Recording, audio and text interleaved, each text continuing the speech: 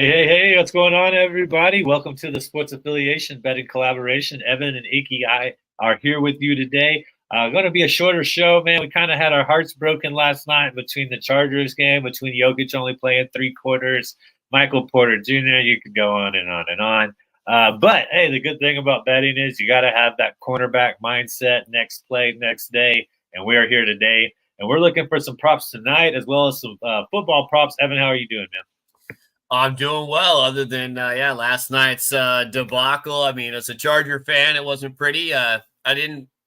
People have heard me say I didn't want to win the game anyway. I'd like the Chargers to lose out. I don't want 500-ish record, but I didn't want to be down 49-0, 42-0, whatever it was at the half. Brandon Staley still has a job. It's not quite 9 a.m. here in California, so if at 9:05 he still has a job, he's not being fired till the end of the season because cannot get any worse than last night.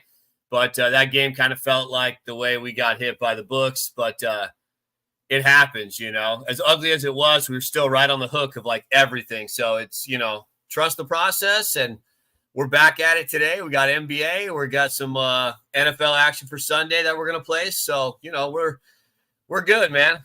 We get another day to get back at it. Absolutely, man. Yeah, it's going to be a lot of fun, a lot of good angles. It's going to be sweating. I think things are going to tighten up kind of down the road here. But yeah, man, let's go ahead and get right into it. What do you got for tonight's action? So let's go to the NBA, man. Let's go to Indiana, Washington, and let's go. We'll go to an X nugget here. Let's go small forward Bruce Brown. Points, rebounds, and assists, 20.5 for Bruce Brown against this Wizard team that is one of the best matchups for small forwards. Brown should play over 30 minutes. Only game he hasn't recently was against, the Lakers, where he just didn't really wasn't really involved in that game. But against Washington, the first time they played, there was, 262 points scored in this game. Brown had 22 points alone just in that matchup. He's a guy that can facilitate too. And the matchup is there for, him to get rebounds and assists as well. So it'd be nice to get there on 22 points alone. I'll take that. But over 20.5 points, rebounds, and assists for Bruce Brown against the Washington Wizards. All right. I love it. Yeah, I kind of like Miles Turner in that game as well. Washington kind of the punching bag for prop bets against them. Void of star power there, really. And they just don't have anybody that can help them get on there. What's up, Buckeye Flight? I see that you joined. Thank you. If you got any questions or anything or bets, put them on there and we'll bring them up, guys. We like sharing on the show. It's what the sports affiliation is all about. And I do want to give a shout out to Better Vision. Make sure you go download the app. You can check all your bets in one convenient location as well as your fantasy football teams. Okay, check on your playoff team. You don't want to have to go through Yahoo, the NFL, over to Sleeper. Bang, right there, and you're in. You can see all your scores right there. I love it. For tonight, I got kind of taking the Pacers too, man. I got them on a 2-par. I got Indiana and New Orleans Pelicans. So Pacers over Washington, New Orleans over Charlotte, kind of attacking that mid-East Coast over there, with the parlay. Pelicans had trouble with Charlotte at first, and then they really put it on in the second half, kind of the opposite of how the Pelicans normally play. They didn't have Zion Williamson that game, but Brandon Ingram went off. Charlotte, they kind of hit or miss, but, you combine the Pacers money line with the New Orleans Pelicans money line, you get it at negative 135. I feel like that's pretty good odds for teams that are pretty heavily favored on the road. You don't really get to see that too much. Two teams money line on the road, negative 135. I'll take it in a heavily favored matchup. Looking at another matchup, man, just on the money line that I really like, another road team at Memphis. It's Houston Rockets, negative 162. Look, man, if they can go into Denver and beat Denver at Ball Arena, they should be able to go into Memphis and beat them without much star power. I think this is the game that the Turkish delight, I can't think of his name right now, blanking out. Our boy coach's guy down there, the center for Sengun. Yeah, Sengun. He should have a really good game. I don't, Jaren Jackson. I don't know what they're going to throw at him. I don't think they have anybody athletic enough to keep up with him at the top of the key. Of course, Dylan Brooks is going to be bringing some extra juice this game, shutting down some people over there as well. I think he's still probably beloved in Memphis, honestly, at least by a small part of the fan base. So he could be received really well, at least to begin that game.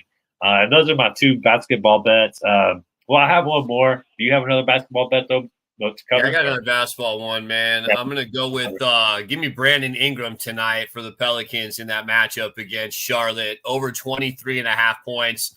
Charlotte, 25th in defense in the NBA.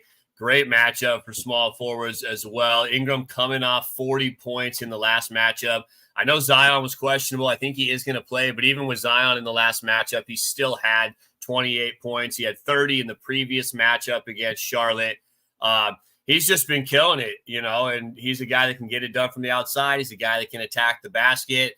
Like I said, I think this line is a little low for the matchup and what he's done against Charlotte. So give me Brandon Ingram to go in there and kind of take control of this game with Zion, a little hobbled in a favorable matchup. So Brandon Ingram over 23.5 points at Charlotte. Two guys I just want to mention that there aren't lines for. Man, I do want to go back to Tyrese Maxey tonight, but I'm not going to do it because I feel like the Sixers could be up by 40 again, and he doesn't even play enough. But he owes us some points from the last matchup against Detroit, but I'm not doing that. Derek White and D'Angelo Russell both have great point guard matchups for scoring, especially Derek White. The guy played terrible the other night, still dropped 14 points. I don't see a points line, but I will drop something later on probably Derek White and D'Lo, who has the Spurs. I think they both probably something around 13.5 for D'Lo, something around 14 or 15 for Derek White. Just like both those guys tonight, depending on the number. But leave it at that for the NBA. Yeah, Boston has got a pretty favorable matchup. I also found, it's becoming one of my favorite bets. I tried to get another alternate. I found something kind of interesting, Evan. You know how we talk about you see somebody that's a decent scorer, at least going to get you an average about 13, 14, 16 a night. And we go look at their rebounds or we go look at their assists if they're a good, it's hard to get 10 assists, but some people do that kind of, Tyrese Halliburton.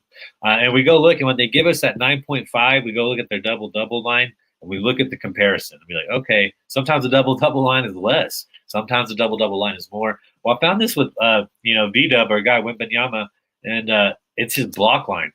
And I went to look, he's just killing the blocks. He's got 3 or more in his last 5 of 6 games. He had 6 against the Lakers. I knew the Lakers were going to rely on their height. They're kind of taller than a lot of lineups out there. And so they probably don't have trouble shooting over people, but V-Dub is a monster. You can't just shoot like you normally shoot against him. And he got 6 blocks against the Lakers. His block line is at 2.5, and that's at negative 160. Pretty telling. I think that's good. I went to go look at his alternate lines, and they didn't give me 4. Instead, they gave me 3+ at negative 140. So the exact same line as his block line at 2.5, and it's better odds at negative 140. So be conscious of that. I don't understand the logic on that. I think this is what happens when you just allow computers to handle all your data. Like, they're not going to catch some of these things. It's not like having a human and being like, wait a minute, what's going on right here? And that's the advantage we have to take. On AI. We're more intelligent than a robot. I tell people this all the time. You're going to be more intelligent because a robot can only handle A to B coordinations. Once you start getting dynamic, or you throw like an in-live question into a robot, boom, now it's just computed. And that's what's happening on this line. I think be smart, take the 20 different in the odds, on VW to just get 3+ as opposed to over 2.5, and you'll get better odds. And I think he's going to probably get 4 or 5 blocks again tonight. I like it, man. That's scouring the lines there, looking at it. That's good stuff right there, man. Plus, he dominated the first game, a couple days ago. He's a good matchup for the Lakers, man. They bigs against the Lakers that are athletic, even though AD's there and is a force. Like, he can't do it all by himself all game long. Like, the numbers are there to be had. So I like it, man. Love it too. So yeah, those are my basketball bets. You got any more before we get into the NFL? I just want to get right into the NFL. No, we'll leave it at that for now. I got a few more. I said I'll probably drop some stuff, on the timeline today. So check that out. I got a few more in the works, so we'll see. I love it. What do you got for? You want me to jump in? All right, I can go first on the NFL. I can go first. I think there's a pretty good matchup, man, and I don't understand the line. And I've already heard Zach Taylor, the head coach of the Cincinnati Bengals, be like, "I want this place to allow this. It's been in 4 years since I've been here." Because he's just I think he's got an awareness that this team's really not as bad as people think it is. I don't think Jake Browning is as much of a drop-off as people were initially believing it was, because I think he's got a really good grasp of the offense, to be honest with you. And if a quarterback has a grasp of the offense and he still has all the playmakers around him, with Joe Mixon, with T. Higgins, with Jamar Chase even being banged up, your job becomes a little easier because, I had one of my friends in college, a quarterback. He said being a quarterback's the easiest position on the field. He's like, he was intelligent too. We had honors classes together. He's like, it's really just pre-snap read. If I'm passing 1, 2, 3, not there, I'm running or scrambling. He's like, that's all there really is to being a quarterback. And I was like, yeah, that really is all there is to it. Like a lineman has to think and engage in a block. A wide receiver has to plan on what move they're going to be using to get open and create separation. And of course, the running back has to survey the whole freaking defense and figure out where he's going while running. So I kind of once he told me that, it really allowed me to believe in backup quarterbacks a lot more, really, is what it did. And I just think that the line at -165 against the Vikings, who, JC and I talked about, I don't know where these people are all of a sudden oh, the Vikings defense. I don't think that's a real thing. That secondary is still pretty awful, even though they're getting older. I just think the Bengals win this game, and it already moved to -175. I had it at -165. It's already moved to -175 in the past 20 minutes. So I think you should hop on it. The Bengals at home. Minnesota's a dome team. They're going outside to play, and probably going to be cold Cincinnati weather. I just like this line. Yeah, big difference when you, even week to week, when you go from a dome to outside and go on the road. I mean, it's night and day. Obviously the Raiders aren't going to average 63 points a game. They're not going to average 0 points a game. It's just, right.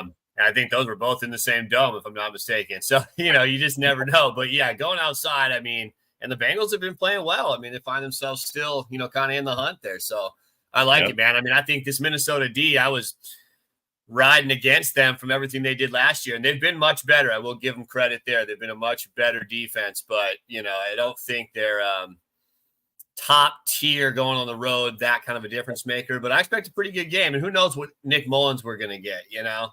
He's going to be like the 56th starting quarterback of the season in the NFL. It's going to be 57 if Davis Mills goes for the Texans. It is crazy how many guys have started a game this season, but I like it, man. Let me go with the running back first, man. I'll go with the backup running back here. Give me Tyler Algier for Atlanta going to Carolina. His line is only at 29.5 rushing yards. This guy gets 8 or more carries every week. He hasn't had less than 8 carries in the last 9 games. Every time he has that number, he hits over this line. In 10 games, he has over 30 yards rushing. Carolina is terrible against the run. Now, Algier had 15 for 75 in the first matchup at home. I don't think he does that. I do expect Atlanta, though, to run the ball on the road. I don't think they want to throw. Again, going outside, going to Carolina. Ritter is much different on the road. Carolina much better against the pass. They got to establish the run. I expect a big game for Bijan, too, but I think this team does what they do. Both guys run the rock. Long as Algier gets 8 attempts, like I said, it's been 9 weeks since he hasn't. And that game he had 7.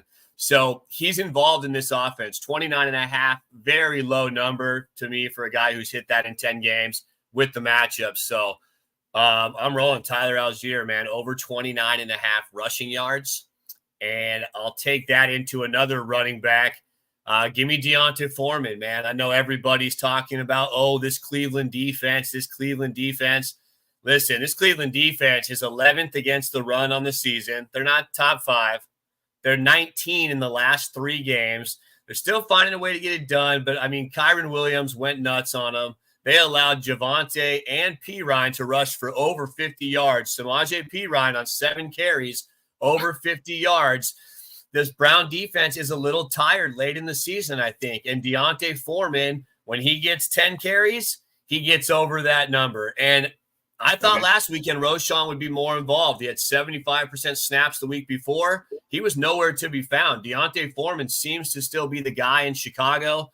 I know Justin Fields steals a little bit of carries from him, but it doesn't look like they're going away. If they decide to go away from Foreman this week, yeah, you never know, right? But they haven't done that. I don't see how he doesn't get 10 carries. And the Browns, a team that struggles with yards after contact, bringing down a guy when they go to tackle him. Listen, if you've ever seen Deontay Foreman run, he's one of the toughest guys to bring down. After contact, he is tough. 40 and a half yards for the starting running back in a pretty good matchup. And I think the line's lower because I think everybody is still Cleveland D. And I think that's kind of been the first, 2/3 of the season. In the last few weeks, they've been a little softer. And listen, Cleveland's got a good defense, but I like the matchup for Deontay Foreman, man. Over 40 and a half rush yards. That's not bad. I mean, yeah, they're going to be minded fields, and Foreman just comes from that model of like UT running backs, man. I mean, Ricky Williams, Cedric Benson, rest in peace, Jamal Charles, Deontay Foreman, Bijan Robinson. Like, there's a certain style of running that needs to be played at UT, and he fits that bill. I don't hate it, man. I drafted Deontay Foreman a lot in best ball. It didn't pan out so well for me, but he could have a big week. He had a pretty decent week last week. I thought it was all about Roschon Johnson. I put him in a league that I needed to win to get into the playoffs. He put up 0.2 points. It's definitely Foreman over there. They've kind of moved on from Herbert. Doesn't have the size they need. So I like that. All right. Also, I'm going back with the law of averages here. Miami got beat pretty embarrassing fashion late in the game against Tennessee. That dampened their playoff chances big time. All of a sudden the AFC East went from basically being theirs to now back open. All right. And now they're back in the AFC East divisional opponent game. I expect them to just pound this ball. We got 3 healthy running backs. We're going to just try to dominate this game. All right. I think they're going to get a little bit away from their running gun style of offense because that's kind of what got them in trouble. If they would have pounded that ball and sustained a drive at the end of that game, they would have won. And they're going to learn from their mistakes. And Zach Wilson was the quarterback of the week last week in the AFC. I think he comes back to earth against this Dolphins defense. That's surprisingly a pretty good second. They played a good game. They just fell apart at the end. And I think that law of averages, I think pride, I think getting in that film room. And this is an AFC East battle, man. Let's just be honest. So I'm going with CJ Mosley over 8.5 tackles. Quincy Williams is over there. Not Quentin Williams is over there too, but Quincy's a fellow linebacker. He's been getting a lot of tackles, but CJ Mosley, he's a veteran. He could be asked to be in this coverage a little bit more, as well as come up and play that run that I'm expecting to see. So it's at -125. He's a stud. I don't know how many more years he's got left. He can really make a push maybe for a Pro Bowl again this year. So look for him to do that. 8.5 tackles, CJ Mosley. And then kind of just circling back, my last bet, I guess, of the NFL today for us. Kind of went to the game you did, man. I noticed Desmond Ridder can scramble. He really can. And then he almost got a touchdown last week when they needed it. He was like 2 yards short, got knocked out of bounds by, I can't remember who. But playing against the Carolina Panthers, his touchdown prop is at +425. And he is literally playing for his career, okay? He's like, this is it for him. Like, even if they do well, this may be it for him. They allow Tampa Bay to win. Now they no longer have control of the division. They're playing the weakest opponent in the division. The game they got to win because this NFC South could go down to divisional wins or divisional record because I think there's going to be more than one team tied at the end of the season. And Desmond Ridder is out there doing it all. And you just talked about it. Pretty good against the pass, actually. Pretty decent pass rush with Brian Burns is coming in. They can play some secondary. So I think I could see Ridder taking off, putting everything on him, put the load on himself right there and say, I'm going to get this touchdown because we need this win, and I got to win to keep playing. +425, man. That's worth a half a unit, I think. Just put it on there, see if he can scramble one in because he can't. He either has to catch it or run it in. He is a good scrambler. So I like those odds. I expect maybe him get flushed out of the pocket, inside the red zone. Maybe he weaves his way down in through a touchdown right there. So that's my call, my big play of the day, our big bold call of the week.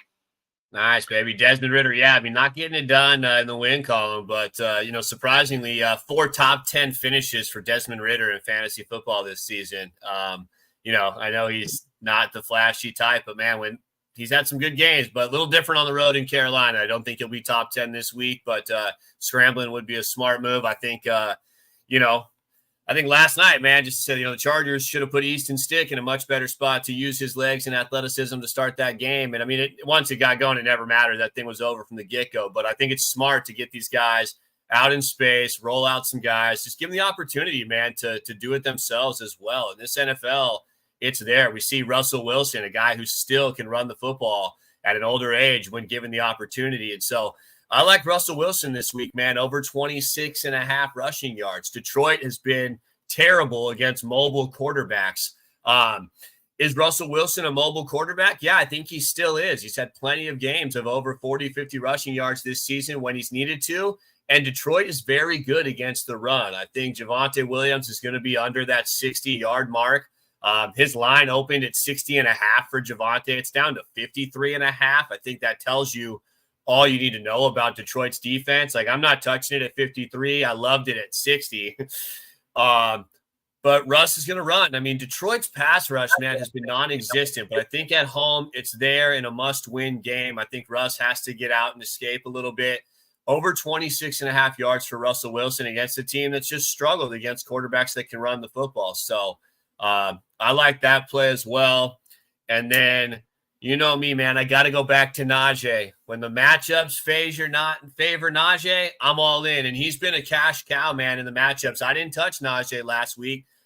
He still had 12 carries in that game against New England. So going against Indy, over 13.5 rush attempts for Najee. I got him at over 51.5 rushing yards. I think it's up to 53.5. I do still like that number, but my numbers here, 11 running backs have had over 13.5 attempts against the Colts. 12 running backs have had more than 51 yards against the Colts. Indy allows 31.5 rush attempts per game and the 6th most yards on the ground. When Pittsburgh is in a matchup that they can run the football, they do it. And Najee gets those 14-plus attempts. They're honest and true to him in those matchups. They just don't go away from it. They've yet to do that no matter what's happened. I don't see why they would do it in this game. 53.5 is a little too high for you. Of that 51.5, it's still 13.5 on the rush attempts. Like I said, I mean, it's right there for him. I don't see why they don't give him the rock. 11 guys have had 14 or more attempts against Indy. That's crazy. I mean, multiple guys.